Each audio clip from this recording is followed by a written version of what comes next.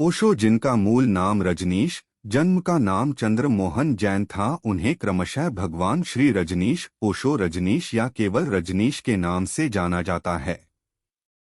वे एक भारतीय विचारक और धर्मगुरु थे।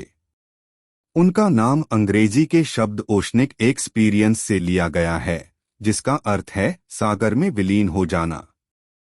ओशनिक शब्द अनुभव का वर्णन करता है, तो फिर अनुभव करने वाले को क्या कहें? उस अनुभव करने वाले को ही ओशो कहा गया है। ओशो का जन्म भारत के मध्य प्रदेश राज्य के रायसेन शहर के कुछवाड़ा गांव में हुआ था। उन्होंने अपने विचारों का प्रकट करना मुंबई से शुरू किया और उसके बाद पुणे में अपना आश्रम स्थापित किया। उनके कई जीवनीकारों और शोधकर्ताओं ने यह भविष्यवाणी की थी कि ओशो ने अपने जीवन में लगभग 1.5 लाख से 2 लाख किताबें पढ़ी।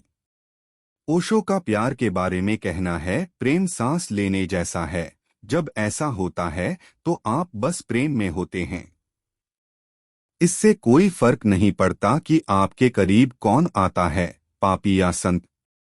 जो कोई भी आपके करीब आता है वह प्यार की लहर महसूस करने लगता है, आनंदित होता है। प्यार बिना शर्त देना है, लेकिन केवल वे ही देने में सक्षम हैं जिनके पास है। उनके माता पिता बाबूलाल और सरस्वती जैन थे।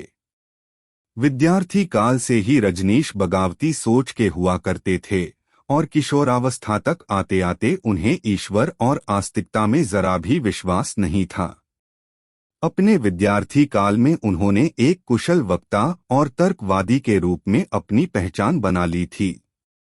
वर्ष 1957 में रजनीश दर्शनशास्त्र के प्राध्यापक के तौर पर रायपुर विश्वविद्यालय से जुड़े, लेकिन उनकी धारणा और जीवन यापन करने के तरीकों के कारण विश्वविद्यालय के कुलपति ने उनका स्थानांतरण कर दिया। अगले ही वर्ष वे दर्शन शास्त्र के प्राध्यापक के रूप में जबलपुर विश्वविद्यालय में शामिल हुए।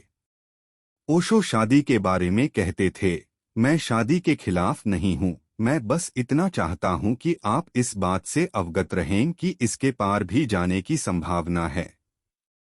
लेकिन वह संभावना भी इसलिए खुलती है क्योंकि शादी तुम्हारे लिए इतना दुख, इतनी पीड़ा और चिंता पैदा करती है कि तुम्हें सीखना होगा कि इसे कैसे पार किया जाए। यह पारलौकिकता के लिए एक महान धक्का है। उन्होंने कभी शादी नहीं की और लगातार कहा कि यह सिर्फ आत्मतोड़ फोड़ का एक रूप है, जिसमें आप कानूनी रूप से संलग्न होकर खुद को बांध लेते हैं, जिससे आपकी आध्यात्मिक क्षमता कम हो जाती है। ओशो ने विवाह और बच्चों के बारे में जो बातें कही, उसके पीछे सबसे बड़ी प्रेरणा व्यक्तिगत स्वतंत्रता में उनका विश्वास सबसे ऊपर था। वे मानव कामुकता के प्रति स्वतंत्र दृष्टिकोण रखने वाले थे, जिसकी वजह से उन्हें कई भारतीय और विदेशी पत्रिकाओं में सेक्स गुरु के नाम से भी संबोधित किया गया। मृत्यु के बारे में ओशो कहते थे, मृत्यु एक शरीर से दूसरे शरीर में आत्मा का स्थानांतरण है, या ऐसे मामलों में जब कोई व्यक्ति पूरी तरह से जागृत हो जाता है, एक शरीर से पूरे ब्रह्मांड के शरीर में। यह एक महान यात्रा है, लेकिन तुम इसे बाहर से नहीं जान सकते।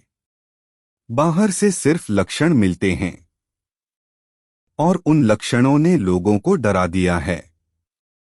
1970 में ओशो कुछ समय के लिए मुंबई में रुके और उन्होंने अपने शिष्यों को नव संन्यास में दीक्षित किया और आध्यात्मिक मार्गदर्शक की तरह कार्य प्रारंभ किया। रजनीश आंदोलन के एक हिस्से के रूप में उन्होंने ध्यान, स्वतंत्रता, प्रेम और जीवन के मूल्यों का प्रचार किया। उन्होंने दुनिया भर से शिष्य और अनुयायी अर्जित किए और सिर्फ एक प्रेरक सार्वजनिक वक्ता होने की प्रतिष्ठा अर्जित की। रजनीश का जीवन के बारे में कहना था, यही खुशी का सरल रहस्य है। आप जो कुछ भी कर रहे हैं, अतीत को अपने दिमाग पर हावी न होने दें, भविष्य को आपको परेशान न करने दें। क्योंकि अतीत अब नहीं है और भविष्य अभी नहीं है। स्मृतियों में जीना, कल्पना में जीना, अस्तित्व ही में जीना है। 1974 में पुणे आने के बाद उन्होंने अपने आश्रम की स्थापना की, जिसके बाद विदेशियों की संख्या बढ़ने लगी, जिसे आज ओशो इंटरनेशनल मेडिटेशन रिजॉर्ट के नाम से जाना जाता है।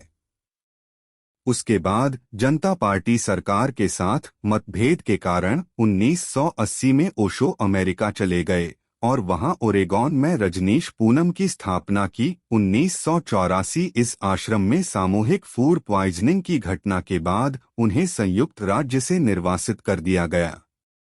ओशो जैसा व्यक्तित्व पूरी दुनिया में नहीं मिल सकता। उनकी दूरदृष्टि जो उस जमाने में गलत लगती थी, आज वह 100% सही हो रही है। ओशो की मृत्यु 19 जनवरी 1990 को हुई। मौत का आधिकारिक कारण हृदय गति रुकना था, लेकिन उनके कम्यून द्वारा जारी एक बयान में कहा गया कि अमेरिकी जेलों में कथित जहर देने के बाद शरीर में रहना नरक बन गया था, इसलिए उनकी मृत्यु हो गई। ओशो की समाधि के लिए दीवार के एक छोर पर एक संगमरमर का मंच बनाया गया था और इस मंच के अंदर ओशो की राख के साथ कलश रखा गया था। मंच पर एक पट्टिका पर स्वयं ओशो द्वारा निर्देशित उपमा पर लिखा हुआ था, Osho never born never dead.